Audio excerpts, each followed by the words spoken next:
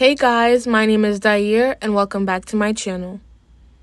Today, I'm making a special video about how December of 2024 marked one of the hardest times for my family. I also want to share something very personal that has impacted us deeply towards the end of the year.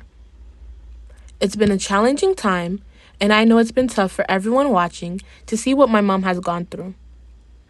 In this video, I couldn't show all the images because I know many are sensitive, including myself, to these sorts of things. And honestly, some of them were just too tragic, so I decided to blur them. I hope you understand. For all the new subscribers who may not know her, this is my mom. And that's me with her. We make videos to help people dealing with alopecia and hair breakage because I have alopecia myself. My mom didn't want me to feel alone in this journey, and while taking care of me, she realized that I wasn't the only kid going through this. That's when she decided to share our story and help others through our YouTube family. She's not just a mom, she's also a partner, a friend who never gives up on us, and also a hardworking woman. Every video on this channel is made by her. She started all of this to help me, and in doing so, she's helped many others going through the same thing. My mom is diabetic and has had a long struggle with food. But in December of 2024, something new and painful began. She started experiencing serious pain in her foot. It got worse and worse, and we were terrified. None of us knew how to handle it. We cried a lot, but my mom, being who she is, said something that stuck with us. She said, "I know it hurts, guys. But never forget you have your own life. You can't stop living because of me. No matter what happens, you need to keep going. This is my journey, and I know healing will take time.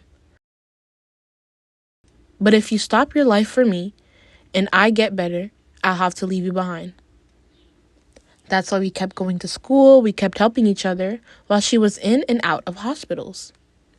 At first, they didn't pay enough attention to her condition.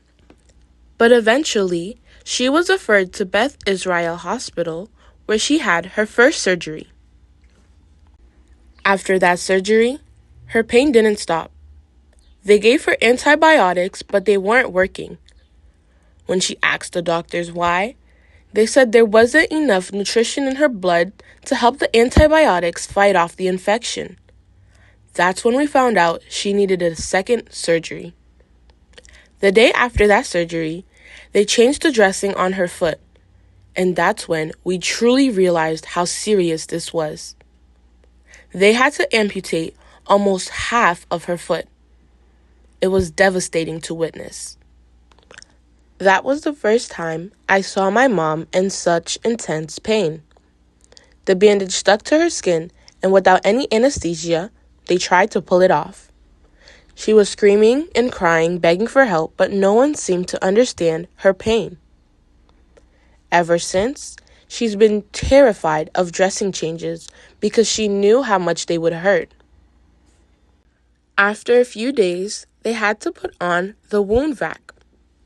It's technology that's like a dressing that has battery-powered suction to aid in the wound healing process. It places a constant suction power on the incision site. Months later, she was transferred to a rehabilitation center where the staff continued her care.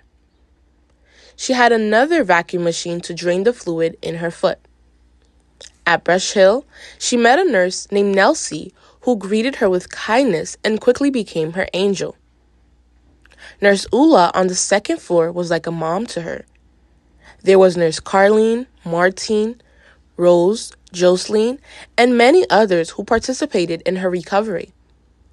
There, she also met Dr. Nasa, who treated her with so much compassion, love, understanding, and also was patient with her. Thank you to all of you for helping my mom. You guys are my heroes. And then, my mom had her dressings changed every 2 days. Even though it was painful, Nurse Nelsie did it so gently and with such care that my mom felt understood and supported.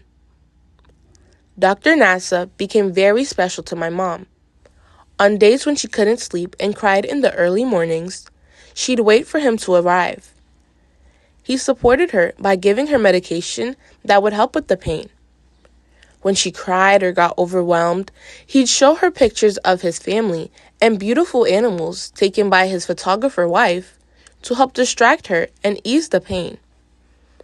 My mom gets emotional every time she talks about him and Nurse Nelsie and the many other nurses who are showing her love and compassion.